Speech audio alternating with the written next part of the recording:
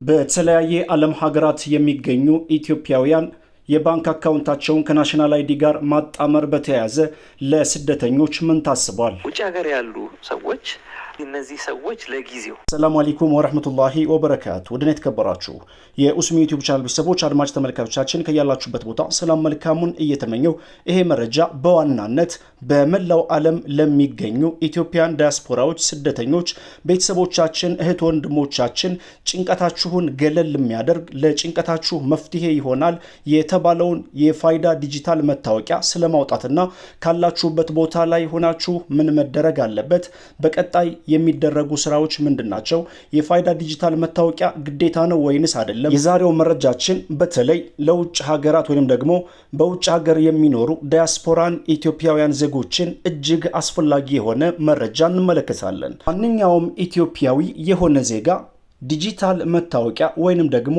ፋይዳ መታወቂያ ግዴታ ይሆንበታል። አሁንም በአንዳንድ አካባቢዎች ናሽናል አይዲ ወይንም ደግሞ ፋይዳ መታወቂያ የሌለው መስተንግዶ አይስተናገድም ወይንም ደግሞ አገልግሎቱን አይሰጥም። ለምሳሌ ያክል የባንክ አካውንት በአዲስ መክፈት የሚፈልግ ሰው ናሽናል አይዲ ወይንም ደግሞ ዲጂታል መታወቂያ ካልያዘ የባንክ አካውንት የማይከፍትበት ሁኔታ አለ። እንዲሁም ደግሞ ከተለያዩ ድርጅቶች ለምሳሌ ያክል የመንግስት አገልግሎት ሰጪ ድርጅቶች በኩል ስትሄዱ የስም ዝውውር ወይንም ደግሞ ስመ ንብረት ለማዞር ወዘተ እነዚህን ጉዳዮች ለማስፈጸም በምትሄዱ ሰዓት ናሽናል አይዲ ዋነኛ አስፈላጊ የሆነው ግብአት ነው። አስፈላጊነቱንና አስገዳጅነቱን ይሄን ያህል ካወራን ወደ ዋና ጉዳያችን እንሸጋገር።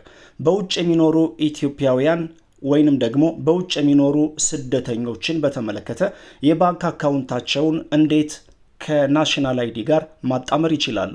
ሊንክን በመጠቀም ይሄ የሚሆነው ናሽናል አይዲ ላወጡ ዜጎቻችን። ነገር ግን ናሽናል አይዲ ያላወጡ ወይንም ደግሞ ፋይዳ ዲጂታል መታወቂያ ያልተመዘገቡ ያላወጡ ስደት ላይ ያሉ ወገኖቻችን ስደተኞችስ ስለሚለው ጥያቄ ቲክቫህ ኢትዮጵያ ጠይቆ ምላሽ ተገኝቶበታል። ይህም በተመለከተ በጊዜው ወይንም ለጊዜው ቢሆንም በስደት የምትኖሩ ምንም አይነት ጭንቀት ውስጥ አትግቡ፣ ተረጋጉ፣ ለናንተም መፍትሄ አለው ተብሏል። ማለትም ከያላችሁበት ሀገር የምትመዘገቡበትን ሁኔታ ወይንም ደግሞ ናሽናል አይዲ በኤምባሲ አማካኝነት ምዝገባ ሊካሄድ እንደሆነ እንዲሁም የተለያዩ አይነት ቅድመ ዝግጅቶች እየተደረጉ እንደሆን ነው የተገለጸው። ነገር ግን በኢማራት ያላችሁ አዲስ የሆነ ነገር ተነግሯል። ይሄም በኢማራትና በአቡ ዳሃቢ በኤምባሲ አማካኝነት ምዝገባ እየተደረገ እንደሆን ከዚሁ መረጃ ለማወቅ ችለናል። የፋይዳ ምዝገባን ከተባበሩት አረብ ኤሚሬቶች ውጪ በአቡ ዳቢና ዱባይ ላይ ካሉ ቅርንጫፎች ውጪ ይህንን አገልግሎት ለጊዜው ስላላደረስን በዚህ የማስተሳሰር ስራ ውስጥ በአስገዳጅነት የሚካተቱ አይደሉም የሚሆኑት። ውድ ቤተሰቦች በዩናይትድ አረብ ኤሚሬትና እንዲሁም በአቡ ዳሃቢ አካባቢው የምትገኙ የቻናል ቤተሰቦች ስደተኞች እናንተን አስገዳጅነቱ እናንተን ይመለከታል ማለት ነው።